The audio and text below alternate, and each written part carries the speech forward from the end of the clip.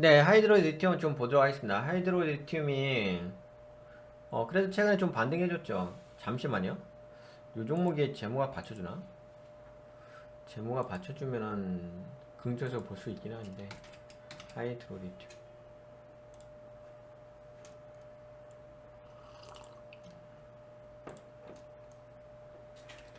아, 근데 부채비율이 높아가네요. 재무가 안 받쳐주는구나. 어, 부채가 163까지 올라가고 그 대신 뭐 순부채비율이 하니까 이자 보상 배율 돈을 못 버네요. 자본 유보율. 이거 아시죠? 기억난다.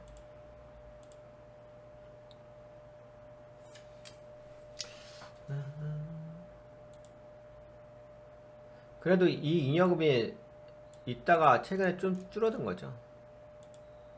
약간 최근에 줄어든 게 있지. 잠깐만. 분기 아닌가? 하이드로 리튬. 줄어들었구나. 아,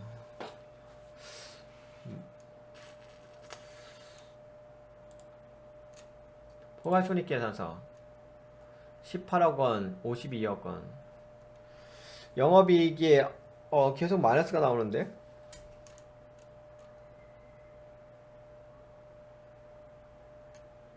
당기순이익도 마이너스고. 그럼 결국에는 재료로서 움직인다는 얘기인데, 뭐 하이드로 리튬 151억 원 규모의 유형자산 양수 결정했다. 하이드로 리튬 초고순도 수산화 리튬 제조 기술 실시권 취득. 네, 이런 이야기가 있습니다. 2차전지 핵심 리튬 제조 본격화의 하이드로 리튬 상한가. 전기차 리튬 이온 배터리에 필수적으로 들어가는 수산화 리튬 제조를 본격화한 하이드로 리튬이 7일 오후 지난해 리튬 플러스에 인수된 이후 올해 2차전지 사업 성과에 대한 기대감이 주가에 긍정적인 영향을 미친 것으로 분석된다. 하이드로 리튬은 연구 앵커 같은 토목용 특수자재를 제조 및 판매하는 기업이며 부동산 개발 사업도 병행하고 있다. 최근에 2차전지 소재 제조 및 판매 사업, 폐전지, 재활용 사업 등이 신규 사업 목적으로 추가됐다. 앞서 지난해 10월 리튬 소재 제조 전문 기업 리튬 플러스에 인수된 이후 코리아 SE에서 하이드로 리튬으로 상호명이 변경됐다. 회사 측은 이는 경영 목적 및 사업 다각화를 위한 결정이었다. 당시에 리튬 플러스는 기존 최대 주주였던 남홍기 등 특별 관계자 8인과 주식 양수도 계약을 체결, 장외에서 주식을 매입하는 방식으로 회사의 경영권을 확보했다. 이후 제3자 매정 유상증자를 통해 지분율을 끌어올렸다. 이후 500억 원 규모의 전환사채 및 신주 인수거 부사채를 발행해 수산화 리튬 공장 준공 및 설비 투자에 사용했다. 충남 군산군에 위치한 수산화 리튬 공장은 지난해 12월부터 가동을 시작해 국내 전고체 배터리 소재 제조업체로 배터리급 고순도 수산화 리튬을 납품 중이다. 이에 리튬 제조 사업 본격화로 2차전지 사업 성과에 대한 기대감이 확산됐다. 다만 본업에서 실적은 전년 대비 크게 악화됐다.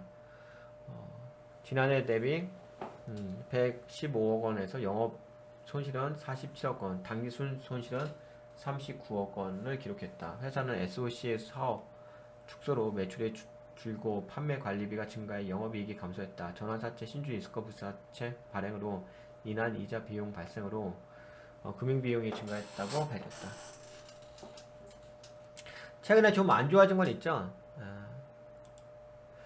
그래도 뭐 좀 많이 빠졌다가 좀 반등한 건 있습니다. 근데 재무가 좀 약해진 부분이 있어가지고 잠깐 약간 좀 우려스러운 부분이 있긴 있죠. 그렇다면 이 종목은 우상향으로 올라가야만 하는데 현재로서 무조건 올라가야 하는데 이게 개파락하면서 좀 떨어진 부분이 있어서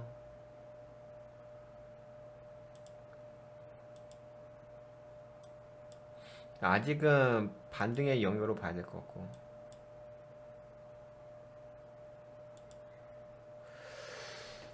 아직은 좀 반등의 영역이고.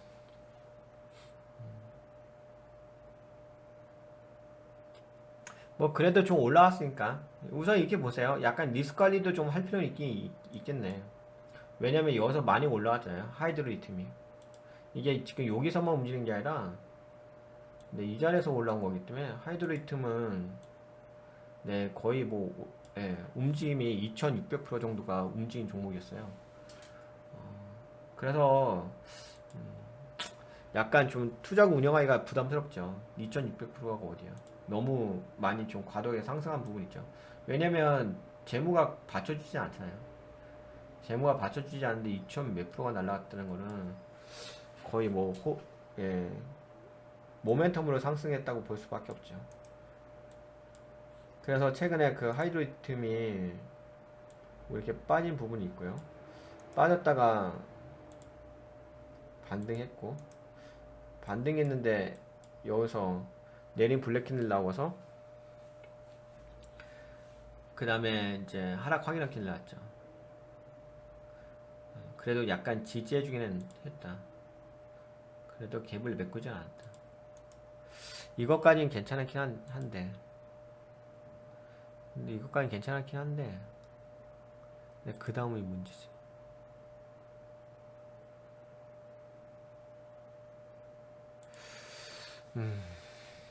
이렇게 봅시다. 저는 다름이 아니라 이걸 볼 때 이렇게 보는 게 맞는 것 같아. 너무 기대감으로만 볼 수 있는 건 아니고 현실적인 부분도 우리가 고려를 해야 되는 거니까 여기죠. 물론 이제 이쪽 추세가 물론 여기가 좀 살아서 올라오긴 합니다. 뭐 예를 들어서 네, 여기 추세죠. 이쪽으로 올라오긴 해요. 네, 이렇게 올라오긴 합니다. 약간 상승 방향형 드래곤플라이 화이트 캔들 나오고 나서 반등했다가 다시 또 반등하죠.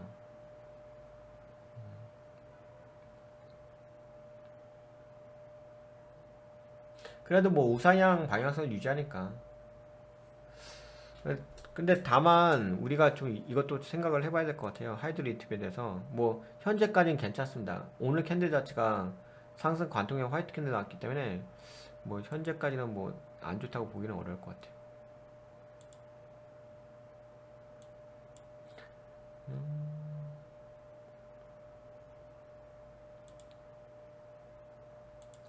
제가 보기에는 3800원 정도? 3800원? 3800원이면 빠지는 자리인데. 네, 3800원 정도를 한번 좀 체크를 해봅시다.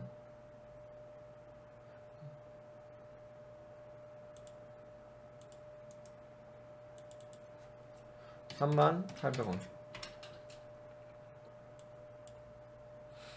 네, 3800원도 지지 라인이긴 하죠. 근데 이게 3800원이 지지 라인은 맞죠. 그쵸? 왜냐면 캔들이 많이 모였으니까.